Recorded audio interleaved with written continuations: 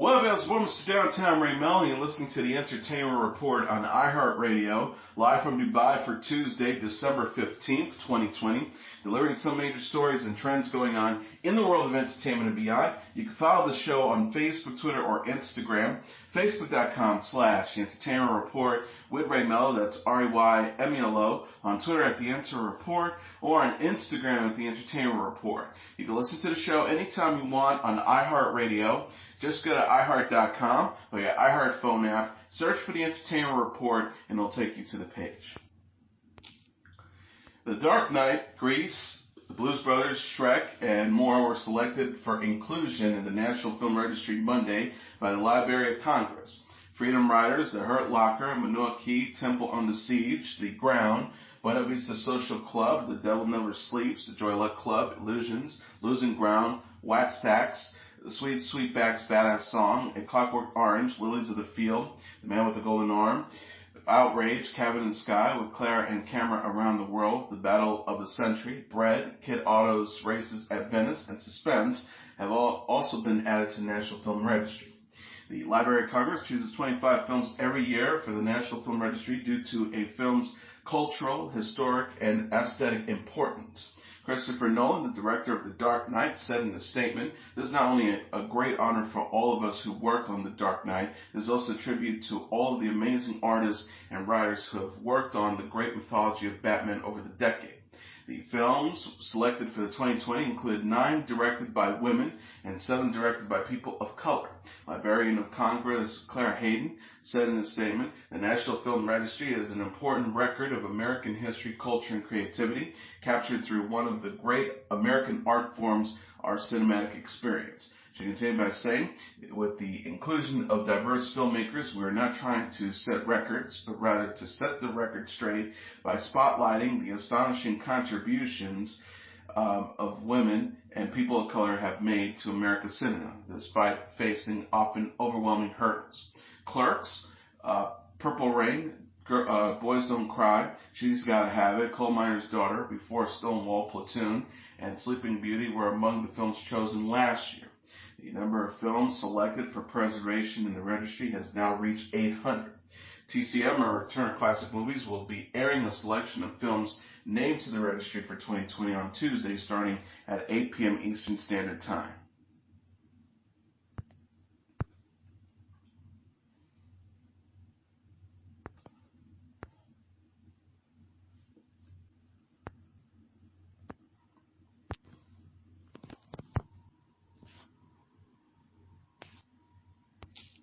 Netflix is giving a glimpse of the new film Outside the Wire.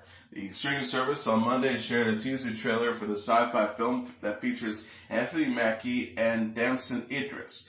The preview shows Thomas, played by Idris, a disgraced drone pilot, teaming up with Harp, played by Mackie, an android military officer who is stronger, faster, and smarter than the average soldier. Harp says, "Don't worry, I'm special enough for both of us." Thomas and Harp must go, quote, "beyond the wire to remove advanced weapons from a deadly militarized zone." Outside the Wire was written by Rob Yescombe and Rowan Athale and directed by Mikhail Hastrom. The film co-stars Emily Beechman, Michael Kelly, and Pilu Asbake. Outside the Wire will premiere January 15th on Netflix. Mackie is known for playing Sam Wilson, aka Falcon, in Avengers Endgame and other films in the Marvel Cinematic Universe. He'll reprise the role and become the new Captain America in the Disney Plus series, The Falcon and the Winter Soldier. Frances McDormand travels along the American West in the latest trailer for the upcoming drama Nomadland. McDormand hits the open road with her van after losing everything in Nevada after the Great Recession in the clip release on Monday. She has trouble finding work, making new friends with fellow nomads, and explains how she isn't homeless but rather houseless. The synopsis reads, follow the economic collapse of a company town in rural Nevada. Fern, played by McDormand, packs her van and sets off on the road, exploring a life outside of a conventional society as a modern-day nomad. Nomad, from director and writer Zoe Zhao, will be released in February. The film won the Golden Lion for Best Film at the Venice Film Festival and previously premiered during the Venice and Toronto Film Festivals. Real-life nomads Linda May, Swanky, and Bob Wells appear as stars in the film. Nomadland Nomadland is based on journalist Jessica Bruder's 2017 nonfiction book, Nomadland, Surviving America in the 21st Century. Zhao, who is also directing the Marvel's The Eternals, is also producing and editing Nomadland. McDormand is also serving as a producer. Robin Wright's directorial debut, Land, will come to theaters in the United States on February 12th. Studio's Focus Features announced on Monday. Wright also stars in the film as Edie, a woman searching for meaning in the American wilderness. Edie retreats into the Rocky Mountains following an unfathomable event. She is saved by a local hunter portrayed by Damien Bichar, who brings her back from the brink of death. Kim Dickens also stars. Jesse Chapman and Aaron Dignan penned the script. Wright is also executive producing alongside Mark Tilley-Baud, John Sluis, Stephen Ferneff, Chad Oakes, Mike Vislev, and Eddie Rubin. Alan Stewart, Laura Kennedy, Leah Holzer, and Peter Saraf are also producing. Wright has previously directed several episodes of Netflix's House of Cards, in which she also starred. Lamb represents her first feature film. Wright will next be reprising her role as Antilope in Wonder Woman's 1984, which comes to theaters and HBO Max on December 25th.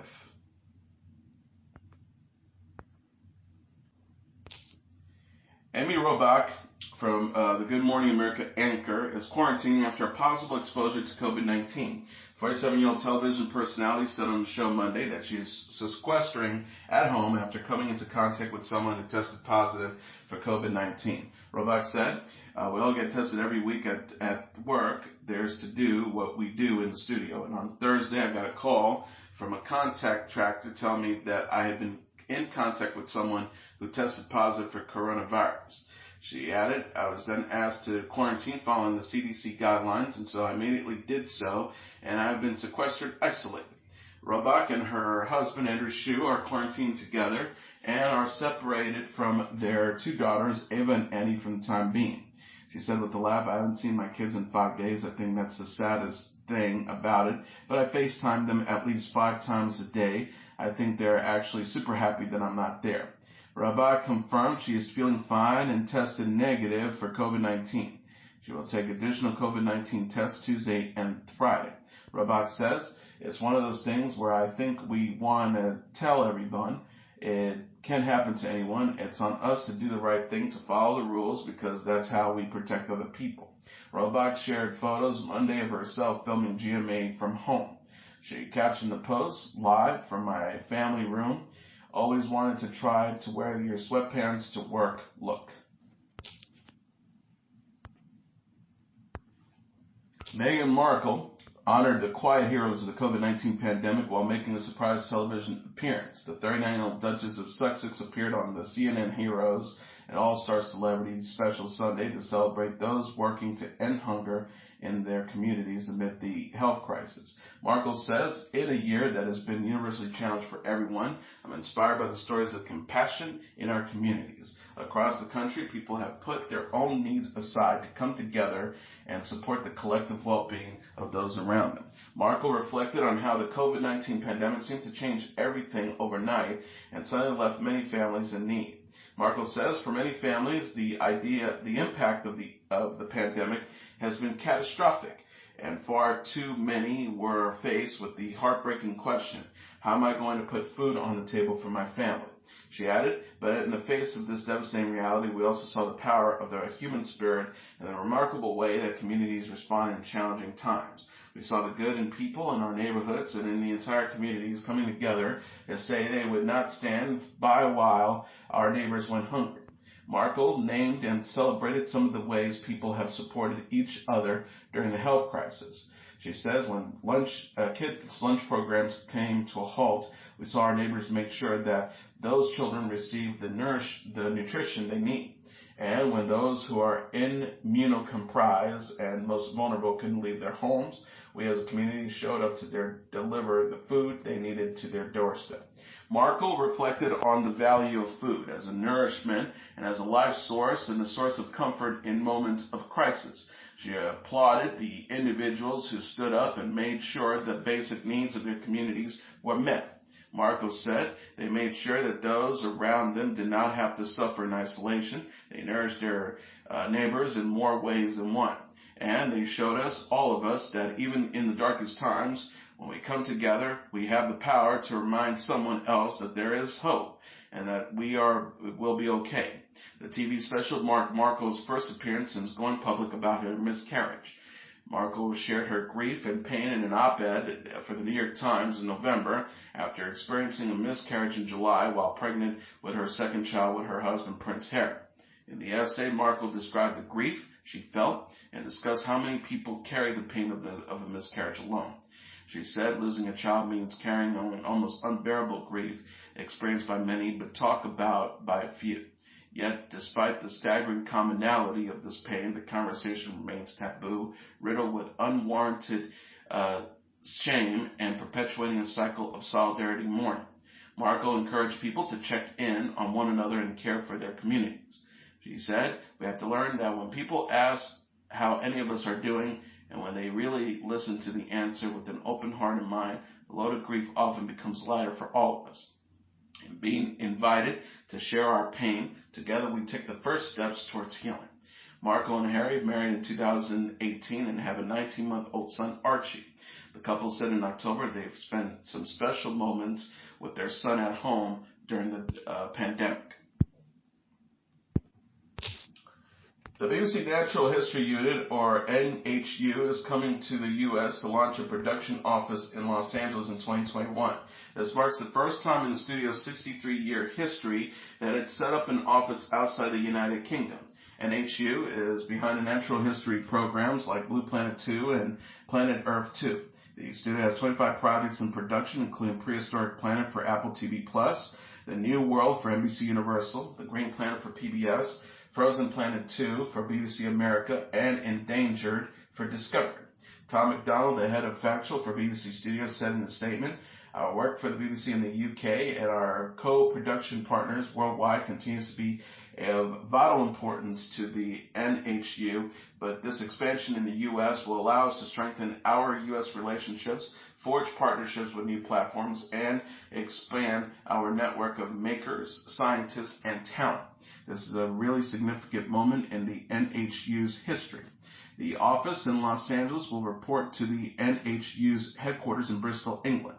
NHQ has won over 200 awards in the 4 years, including 4 Emmys and 11 BAFTA TV awards. RuPaul's Drag Race Season 13 begins with a set of lip-sync challenges in a new trailer for the upcoming season, which was released on Monday. Host RuPaul tells the show's 13 contestants that they will be going head-to-head across 6 lip-sync for Your Lives challenges on day 1, which can end with the contestant going home. The official Twitter account for RuPaul's Drag Race says, out with the old, in with the Ru. Get ready to bring in the new year with 6 lip syncs. RuPaul's Drag Race Season 13 premieres on New Year's Day at 8 p.m. Eastern Standard Time on VH1.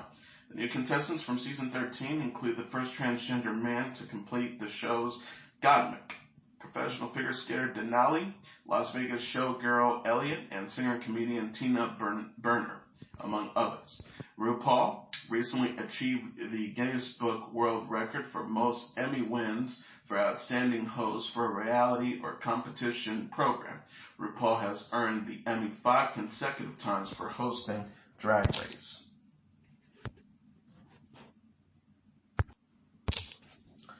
The NBC's New Year's Eve 2021 special will feature performances from Gwen Stefani and Kylie Minogue.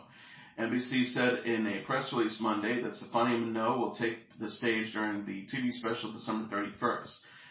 AJR, Busta Rhymes featuring Anderson .Paak, Chloe Times Haley, Jason Derulo, Goo Goo Dolls, Pentatonic, Baby Reha featuring Doja Cat, Blake Shelton, and Sting featuring Shirazi will also perform. Carson Daly will host a special live from Times Square in New York.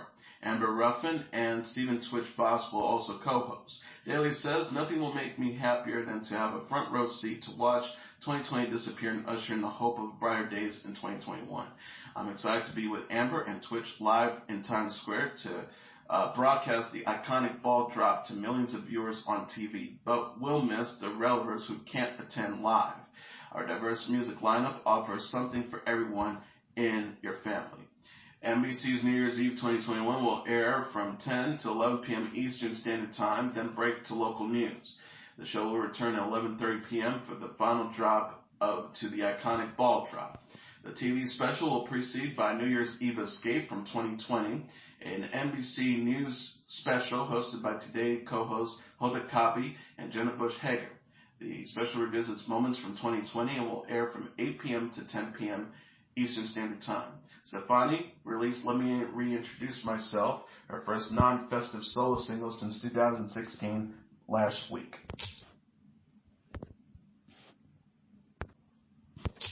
And finally, Facebook went live Monday with the Collab app, a way for creators to mash up 15-second videos with one another and collaborate on music and other projects. The app allows users to swipe through posted videos or collabs to which musicians can add an overlaying video, adding another instrument or harmonizing vocals. The results can be posted on Instagram or TikTok via the iOS shares and then mix and change further by others. As the pandemic devastated the live music performance industry, Facebook internal R&D group MPE team created the app as a beta project in May for an invitation-only group of musician creators. Los Angeles-based indie pop singer-songwriter Morgans was one of the app's first beta users, releasing parts of his song Wonder on Collab and encouraging others to perform and sing along. The song was even performed in Spanish by fellow Collab users. 2020, he said, has been a difficult year to say the least. One silver lining is that it led to exploring new ways to connect with people. While we can't be together in person, we can celebrate, inspire, and uplift each other through music. The app competes in the short video space developed by ByteDance's TikTok, along with rivals Dub Smash and Spotlight, but was made specifically for musicians to collaborate. Brittany Matuni, the app's product lead, told TechCrunch Monday, I knew that if I had to get really embedded in the community of musicians and music enthusiasts that built this product, and that's what we exactly did. Aside from helping us figure out musicians' needs, the most beautiful thing about this group is that they've actually connected with one another. There's like a real community blossoming within the beta of people who might not have ever made music together. Collab can be downloaded free from Apple's App Store.